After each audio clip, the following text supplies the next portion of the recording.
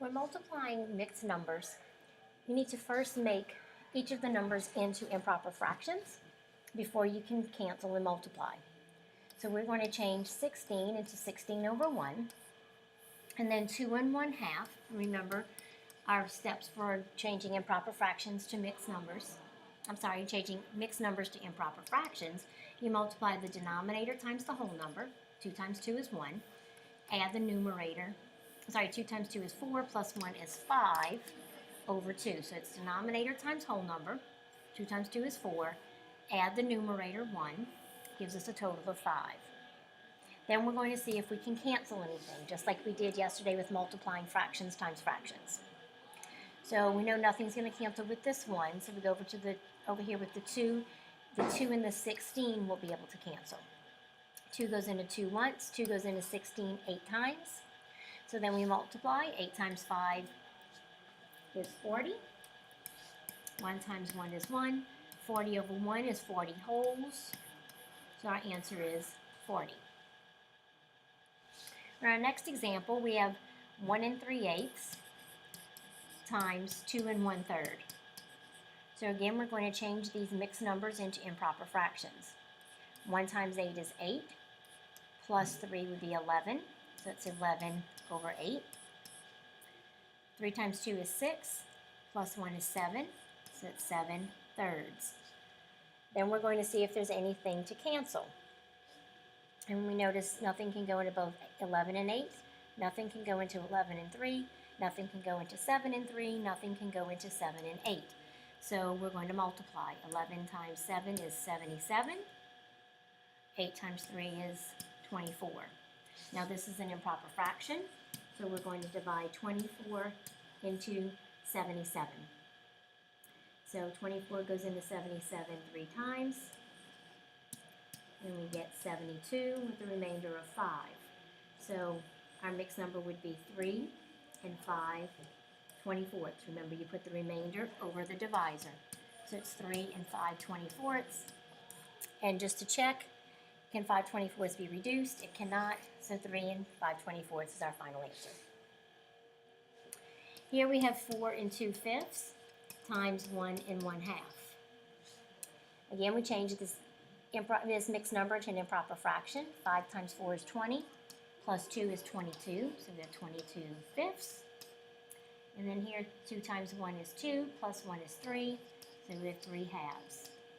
Now we'll see if we can cancel anything, and we notice that the 2 and 22 can both be divided by 2. 2 goes into 22 11 times, 2 goes into 2 1 time.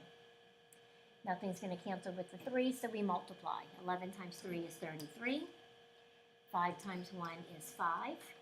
33/5 is improper, so that's when we're going to divide 5 into 33, which goes 6 times. And if you can do this step in your head, please feel free to do so. If not, you can do your work over on scratch paper, and you would come up with 6 and 3/5. 3/5 cannot be reduced, so 6 and 3/5 would be your lowest term answer. Now if we take a look at this word problem, Michelle has a recipe that calls for 2 1/2 cups of vegetable oil. She wants to use 2/3 of that amount of oil and use applesauce to replace the rest. So our question is asking how much vegetable oil will she use? Well, if we look back into our problem, and what we see about the vegetable oil is that the recipe calls for 2 1/2 cups. Well, if we read on, it says that she only wants to use 2/3 of that amount. Well, that amount refers back to the 2 1/2 cups that the recipe calls for. So she wants to use 2/3 of 2 1/2 cups of vegetable oil. So in order to see how much that is and how much oil she would need, we would multiply 2/3 times 2 1/2. 2/3 is already in fraction form, but we have to change the mixed number into a fraction. So we multiply 2 times 2 is 4, plus 1 is 5, we get 5/2. Now we see what can cancel. The 2's can cancel. And we multiply across. 5/3 is improper, so we divide 3 into 5, goes 1 time, with the remainder of 2/3.